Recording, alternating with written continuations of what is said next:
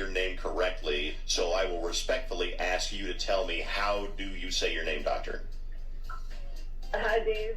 I'm Dr. Rewati Tripathi, and yes, that is my last name. It's funky, funny, always brings a smile, and it's a wonderful icebreaker. Rewati Tripathi. I love it. So you really can't introduce yourself somewhere without making people ask, did you just say tea party?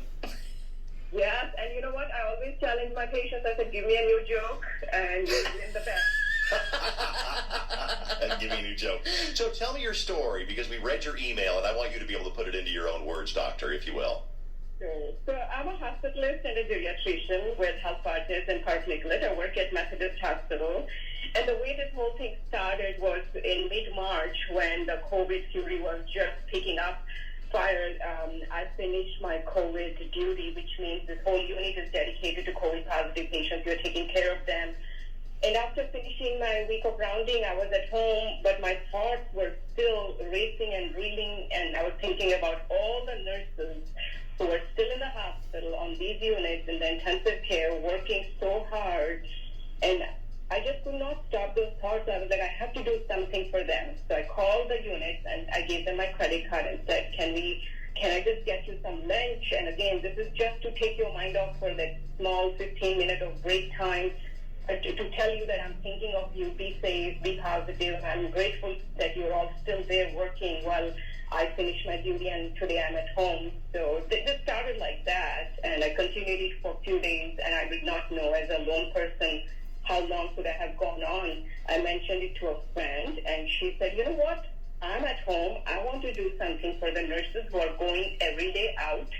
And remember, this is early March when this whole thing was extremely scary before it became a new normal for many. And we were like, you know what, we want to do it. And the one friend told another friend, and then soon it exploded and escalated into a lot of people from Indian community wanting to sponsor these gratitude lunches to tell the nurses, you know what, we are thinking of you. Stay safe, stay healthy, and thank you so much for working there in these times. And it says it also, you didn't want to forget the other people at the hospital that are usually kind of an afterthought, which is a shame, like the cleaning crew.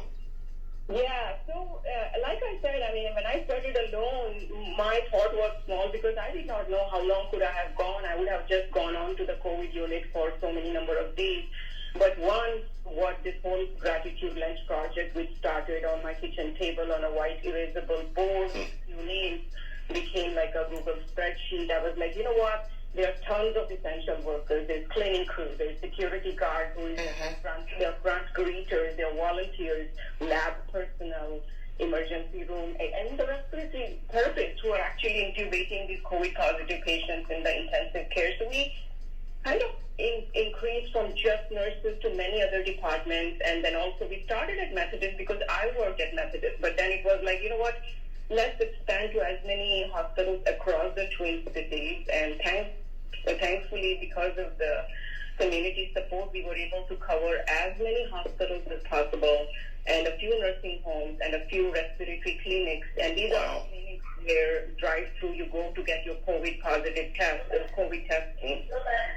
So, doctor, I want to ask you a question. So, if you just turn the radio on, you're going, who are we talking to? We're talking to Dr. Rewati Tripathi. That is her last name, Tripathi. And she is a physician, works at a hospital, nursing home, home care, working on COVID units since March. And so she said, what can we do to make the lives of, hospital staff easier? So you've been doing, like, basically thank you lunches. And this program still continues? Is it still continuing? And how can people like me, Fallon, Steve, and anybody listening help out? So, we send around 2,700 lunches across the span of 8 weeks. And right now we have shifted from lunches to sending gowns, which are very, very urgently needed in nursing homes. Because each gown costs, I think, $7 if somebody's stitching for us, and $9 if we are ordering it.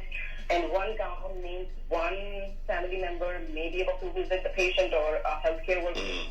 COVID-positive nursing homes can help. And we are sending lunches and different other things supporting more urgent needs to the nursing homes also. So how is there a website or a GoFundMe? I do have a link to it up on DaveRyanShow.com right perfect. now. Nothing more needs to be said. Just go to DaveRyanShow.com and there's a link for this. Did you come up with a clever name for this, Doctor?